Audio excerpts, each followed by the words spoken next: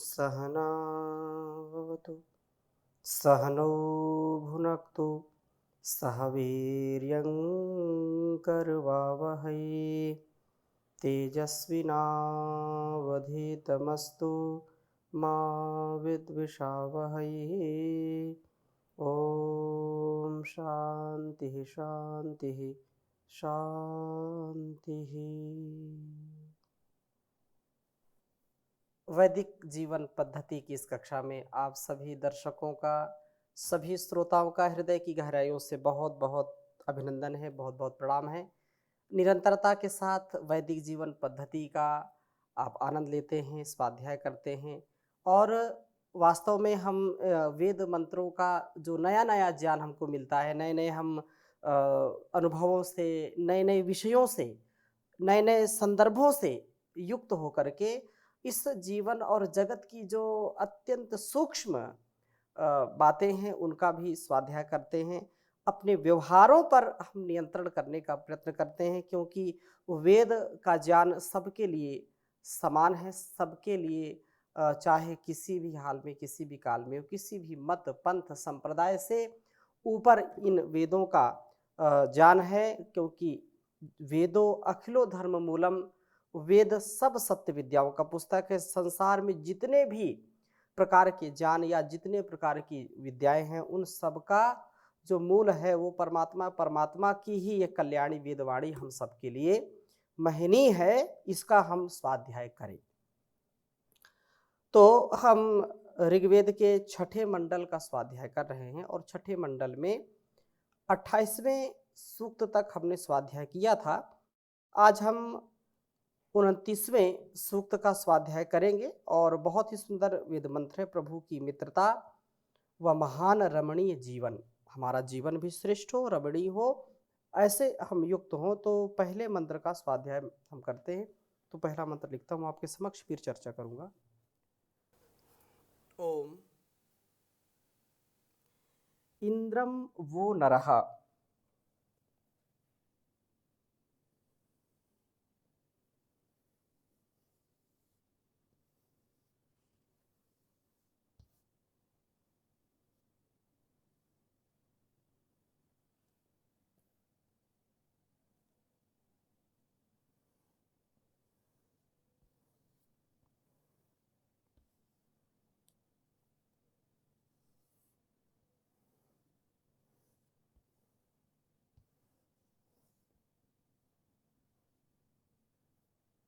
इंद्रम वो नरः सख्याय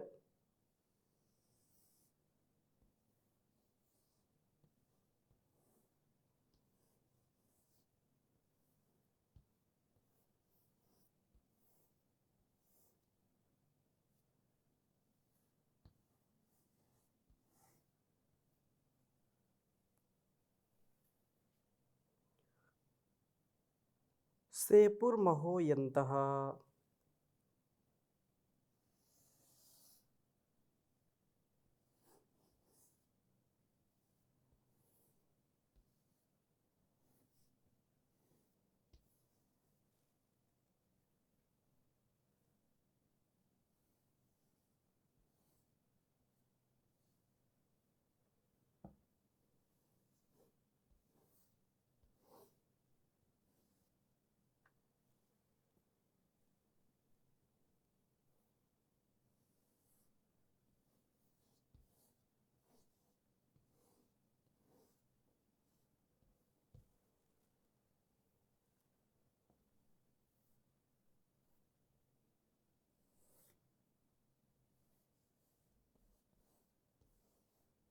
सुमतये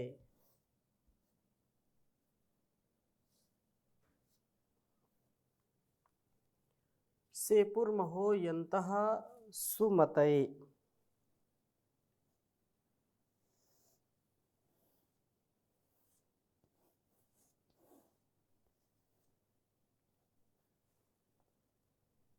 चकानाः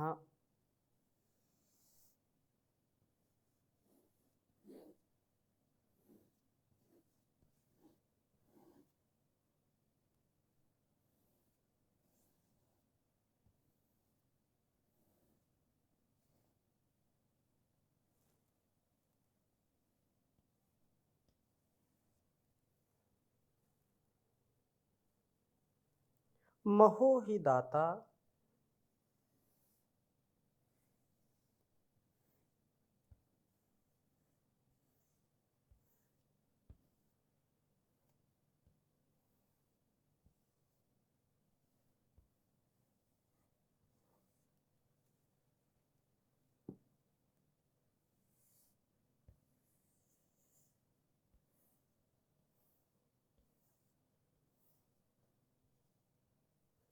महो हि दाता वज्रहस्तो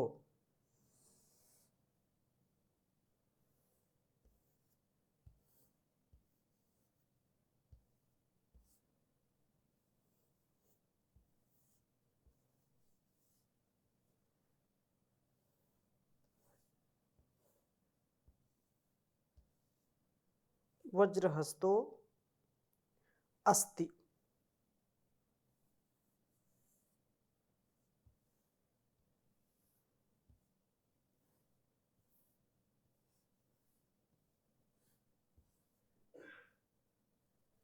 अस्ति महामु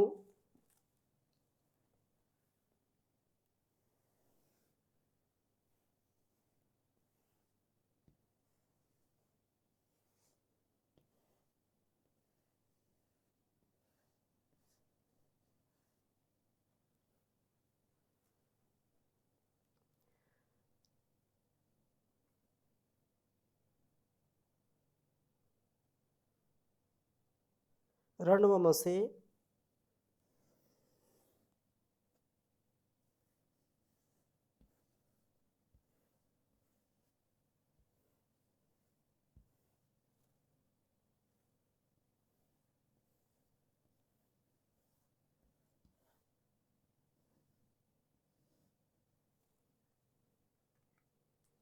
यजध्वम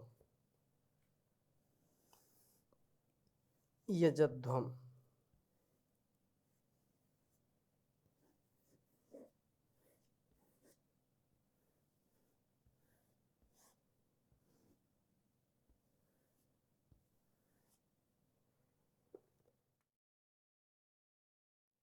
ऋग्वेद के छठे मंडल का यह 29वां सूक्त है, जिसका यह पहला मंत्र है।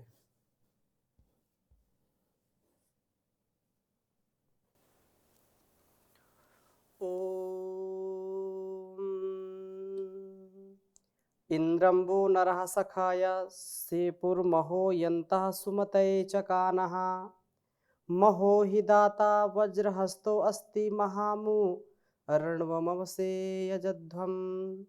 ॐ इंद्रं वो नरः सख्याय सेपुर्महो यन्तः सुमतये चकानाः महो हि दाता वज्रहस्तो अस्ति महामु रणवमसे यजध्वम्। इंद्रं वो नरः सख्याय सेपुर्महो यन्तः सुमतये चकानाः। बहुत सुंदर बात कही है, और हमको जीवन के उत्कर्ष के लिए यह सुनिश्चित अवश्य कर लेना चाहिए, जो यहाँ इस वेद मंत्र में संकेत हम सब के लिए दिया गया है। कहा कि नरः, जो नर है, उन्नति पथ पर चलने वाले मनुष्य।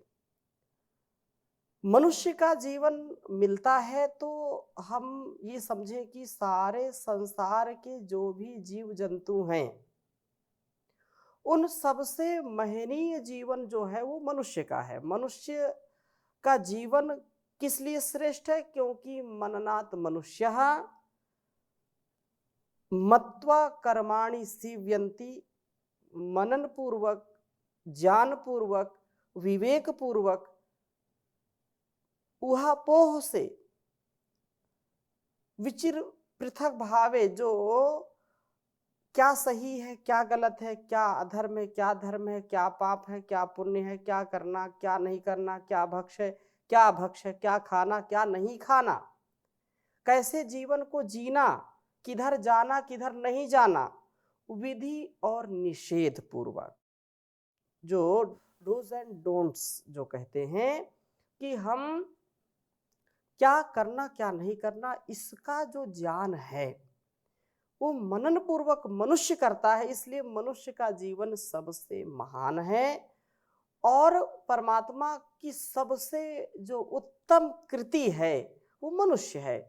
परंतु यदि मनुष्य का विवेक काम नहीं करता, मनुष्य यदि अपने स्वभाव को, अपने अस्तित्व को, अपने शक्ति को, अपने इस सामर्थ्य को नहीं जान पाता, अपने स्वरूप को नहीं जान पाता है, तो यह पशु से भी बदतर जीवन जीने वाला बन जाता है। यदि हम मनुष्य हैं तो हमारा यह परम कर्तव्य है कि मनन पूर्वक कर्म करें, मनमानी ना करें, क्योंकि मन चंचल है। मन मनमानी यदि करता है, इंद्रियों के वश में रहता है, तो कभी उत्कर्ष को प्राप्त नहीं होगा, उन्नति को प्राप्त नहीं होगा। और यहाँ पर कहा न रहा, जो नर उन्नति के पथ पर चलना चाहते हैं या चलने वाले हैं, वे मनुष्य वह तुम्हारे इंद्रम परम ऐश्वर्य के कारणभूत प्रभु को सख्याय मित्रता के लिए सेपुह पूजते हैं।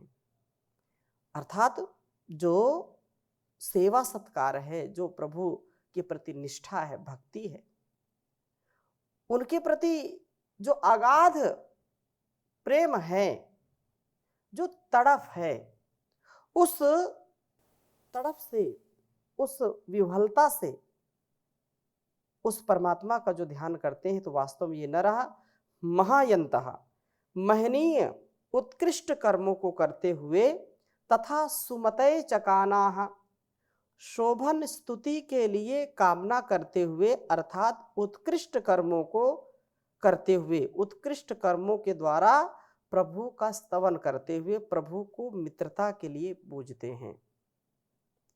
प्रभु का सच्चा स्तवन तो सदा उत्तम कर्मों में प्रवृत्त रहता है।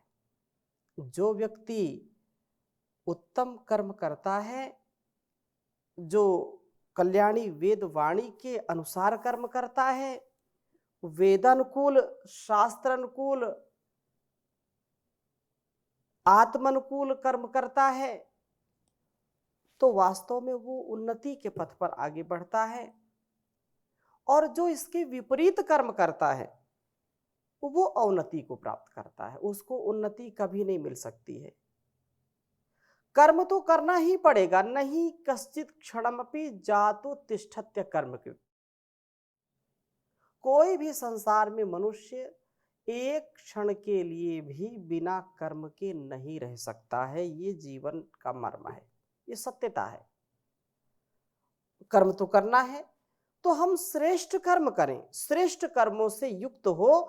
अपने यदि घर परिवार का भी भरण पोषण करते हैं, अपने बच्चों का, संतानों का भरण पोषण करते हैं, माता पिता की सेवा हो या पति पत्नी एक दूसरे की जो सम्मान की स्थिति में या एक दूसरे की पूरकता में जो जीते हैं, जितने भी कर्म हैं उन कर्मों में दिव्यता होनी चाहिए, उन कर्मों में निर्लेप भाव होना चाहिए, उन कर्मों में आसक्ति ना हो, उन कर्मों के अनुष्ठान में लोभ मोह की प्रवृत्ति ना हो।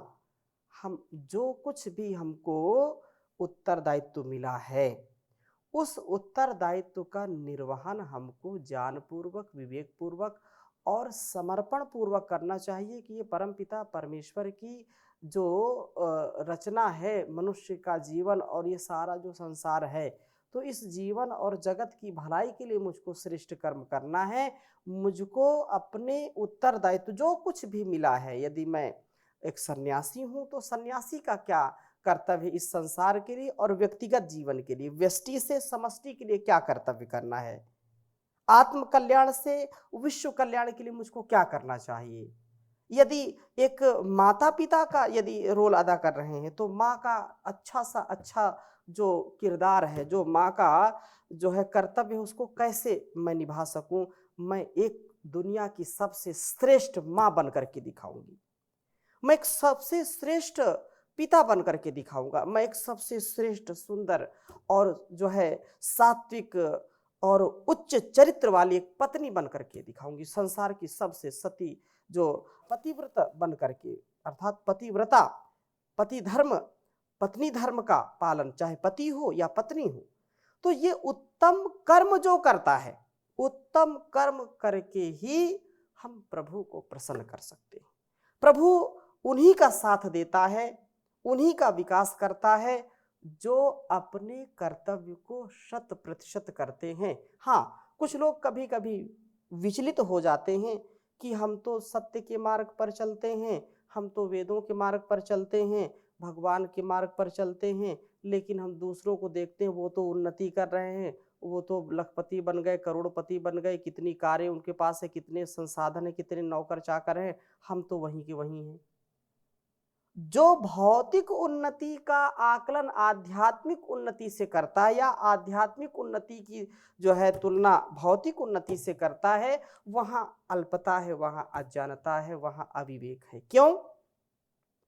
क्योंकि कोई कितनी भी अट्टालिकाएं बना ले, गगनचुंबी जो इमारतें हैं उनको बना ले, लेकिन उसका जब तक अंदर से मन शांत नहीं है, जब तक अंदर से उसको प्रसन्नता नहीं है, जब तक उसको अंदर से संतोष नहीं है, तो वह व्यक्ति कभी भी संतोष को, कभी भक्ति को, कभी अपनी शक्ति को पहचान नहीं सकता है। उसको नींद नहीं आती, वो प्रसन्न नहीं रह सकता, अवसाद में रहता है, तनाव में रहता है, दबाव में रहता है। बाहर की जो उन्नति है, ठीक है, वो लोग भी श्रेष्ठ कर्म करके, जो अलग अलग प्रकार से देखा जा सकता है, संसार में दोनों प्रकार के लोग मिलेंगे। हमको लगता है कभी कभी कि अधर्म करने वाले लोग ज्यादा ही उन्नति करते हैं, फिर कभी लगता है कि नहीं, धर्म वाले भी उन्नति कर सकते हैं, धर्म वाले भी करते हैं। तो ये जो दो स्थितियां हैं संसार में, एक शांति, एक क्रांति। वेदोक्त कर्म करने वाला व्यक्ति और आत्मानुकूल आचरण करने वाला व्यक्ति जो चाहे संसार में कर सकता है, लेकिन उसको यशस्विता के साथ आगे बढ़ना चाहिए। कभी भी दीनहीन भावना उसके अंदर नहीं आनी चाहिए। श्रेष्ठ कर्म करेगा तो श्रेष्ठ जीवन बनेगा, इसमें कोई भी शंका नहीं करनी चाहिए। यहाँ और आगे बात कही है कि जो उत्तम कर्मों में प्रवृत्त रहता है, वज्रहस्ता, सब आसुर भावों के विनाश के लिए वज्र को हाथ में लिए हुए वे प्रभु ही निश्चय से महादाता अस्ति, महान धन के देने वाले हैं। निश्चय पूर्वक उस महान रण्यम रमणीय प्रभु को अवश्य रक्षण के लिए यजध्वम पूजा, अर्थात उसको पूजा, उसको पूजो, उसकी स्तुति करो, उसकी प्रार्थना उपासना करो। प्रभु की मित्रता से ही कल्याण है। वे प्रभु वास्तव में हमारे लिए अत्यंत कल्याणकारी हैं। वो हमारे जो दुर्गुण है, दुर्व्यसन है, दुर्व्यवहार हैं, जो दोष हैं, जो दुख हैं, उनके विनाश के लिए सदा उद्यत रहते हैं, वो सदा तैयार रहते हैं। लेकिन पहल तो हमको करनी पड़ेगी ना, क्योंकि स्वतंत्र कर्ता, मनुष्य कर्म करने में स्वतंत्र है। जब तक हम प्यासे हैं और कुएं के पास नहीं जाएंगे, तब तक वो पानी तो आ नहीं सकता ना। ये उदाहरण समझने के लिए होता है। तो हमको यदि उसकी भक्ति, उसकी शक्ति और उससे मुक्ति, अर्थात उसकी शक्ति से संसार से मुक्ति की इच्छा है, तो हमको उसका ध्यान करना ही चाहिए। हम उसको अपने कर्मों से उसको तृप्त करें, श्रेष्ठ कर्मों का अनुष्ठान करें, और इस कर्म के अनुष्ठान से उस महान प्रभु का निसंदेह हमको सानिध्य मिलता है। कर्म तो पूजा ही होते हैं, लेकिन जैसा कर्म करेंगे वैसा फल हमको भोगना पड़ेगा। अवश्य में वो भोक्तव्यम कृतम कर्म शुभाशुभम, ना भुक्तम क्षीयते कर्म जन्म कोटि शतैरपि। कर्मण्येवाधिकारस्ते मा फलेषु कदाचन, मा कर्म फल हेतुर्भुर्मा ते संगस्त्व कर्मणि, कुर्वन्निवेह कर्माणि जिजीविषे शतम समाह, एवं त्वयि नान्यथेतोस्ति ना कर्म लिप्यते नरे। हम अपने कर्मों का अनुष्ठान करते चले जाएं, लेकिन कैसे कर्म हो, तो आत्मानुकूल कर्म होने चाहिए, वेदानुकूल कर्म होने चाहिए। इसमें कोई भी हम जो है प्रमाद ना करें। उत्तम कर्मों के द्वारा प्रभु का स्तवन करते हुए हम प्रभु की मित्रता को प्राप्त करें। यह मित्रता ही हमें महान, रमणीय और सब प्रकार से उन्नत जीवन वाला बनाएगी। यह बात हमको सदा सर्वदा सर्वत्र ध्यान रखनी चाहिए और प्रभु की भक्ति के साथ जीवन को जीना चाहिए। इसलिए कहा है, संसार में अपने अपने उत्तरदायित्वों के निर्वहन के लिए आते हैं। अपने कर्मों के जो संस्कार हैं, उन संस्कारों से वशीभूत व्यक्ति यदि संसार में आ सकती है तो उसका जन्म होगा ही होगा, और ये आना जाना ये चक्र चलता रहता है। लेकिन वास्तव में जो मुक्ति चाहते हैं तो उनको निष्काम कर्म, निर्लेप कर्म, ब्रह्म काम होकर के, आप्त काम होकर के कर्मों को करना चाहिए। और बहुत सुंदर बात कही पथिक जी ने, कोई दुनिया में आता है, कोई दुनिया से जाता है, यह चक्कर रुक नहीं सकता, प्रभु इसको चलाता है।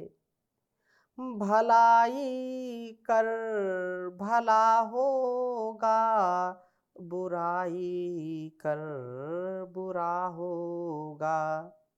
भलाई कर भला होगा, बुराई कर बुरा होगा।